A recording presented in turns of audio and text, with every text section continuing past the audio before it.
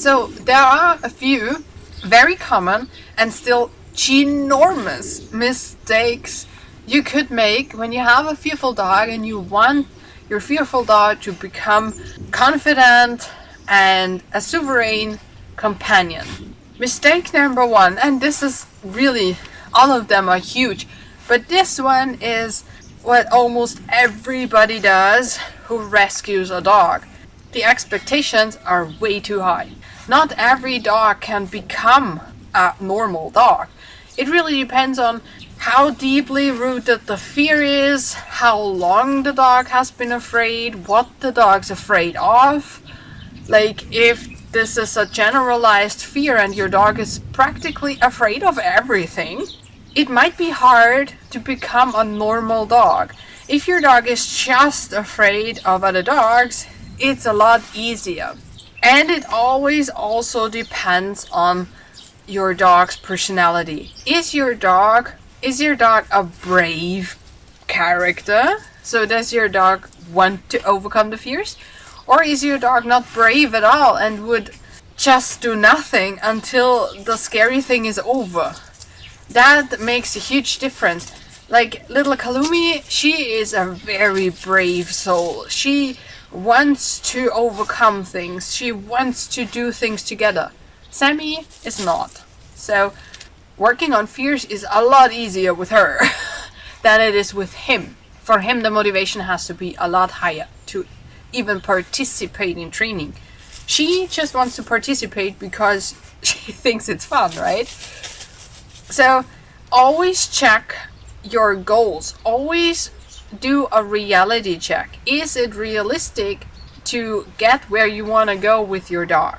The second one is only working on the fear itself.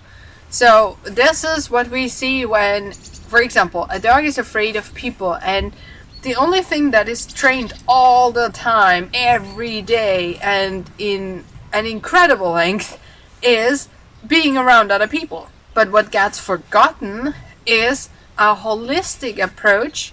Not only if everything's physically okay with the dog, that is a huge part of it, but also increasing the dog's confidence in general. So little options to get success, little problems the dog can solve on a daily basis that has nothing to do with the fear itself. It just helps the dog to gain confidence and therefore makes the training on the fear issue a lot easier. So always do that. And it also helps strengthen your bond and taking a break from the fear and all those things. So always keep in mind your dog's confidence in general. Mistake number 3, triggering the fear or even panic. So bringing the dog in a situation where your dog actually gets fearful or panicked even and cannot handle the situation at all. We need to use doable situations and doable doses of whatever scares your dog.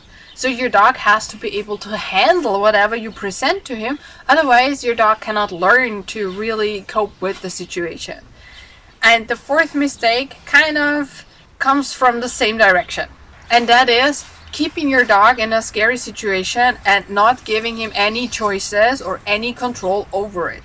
That happens when we have our dogs on leash and we walk somewhere where, for example, our dog's fearful of cars and we walk next to a street and the dog cannot escape.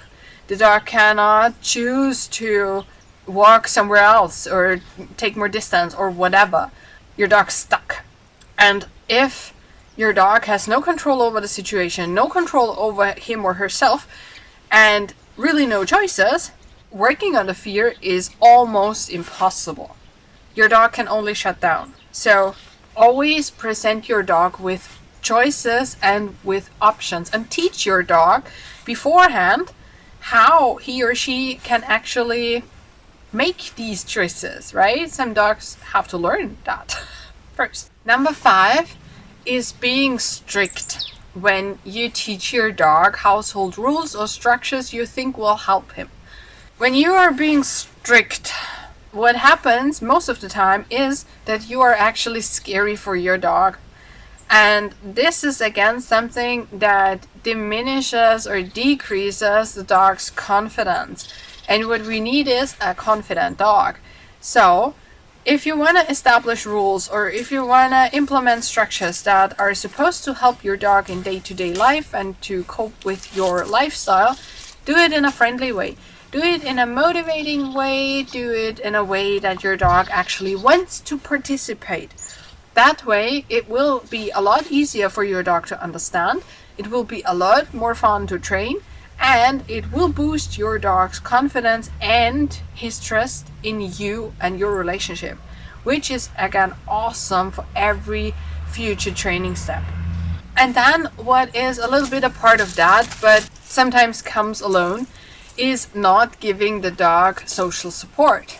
So this happens when humans try to be a strong leader and an assertive boss figure to the dog.